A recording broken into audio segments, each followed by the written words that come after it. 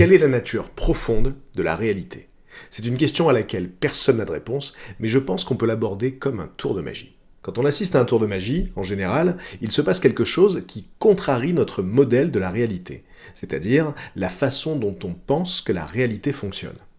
Par exemple, le magicien met un morceau de sucre dans un gobelet, et quand il retire le gobelet, le sucre a disparu. Or, dans notre modèle de la réalité, c'est pas censé être possible. Alors, pour réduire ce décalage, cette dissonance entre le modèle et l'observation, on va commencer à formuler des hypothèses. Une première hypothèse, ça peut être que notre modèle de la réalité est faux et qu'il faut le mettre à jour. Apparemment, parfois, les morceaux de sucre peuvent disparaître, comme par magie.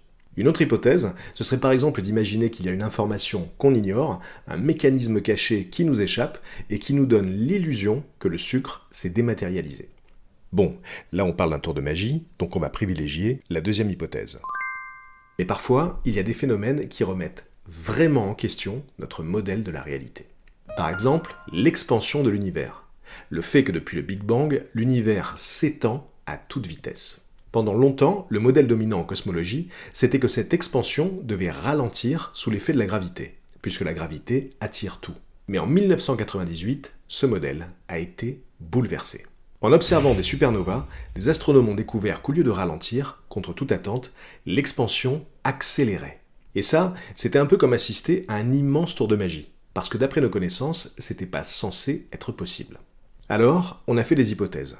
Et la plus populaire, c'est qu'il y aurait une forme d'énergie invisible et inconnue qui agirait comme une sorte de gravité négative, en repoussant les objets au lieu de les attirer. On l'a appelée l'énergie noire. Et cette énergie noire, après bientôt 30 ans de recherche, on ne l'a toujours pas détectée. Ça reste une hypothèse. Alors aujourd'hui, de plus en plus de chercheurs pensent que c'est notre modèle le problème, et qu'il faudrait peut-être le mettre à jour. Peut-être que l'univers ne fonctionne pas comme on pense qu'il fonctionne.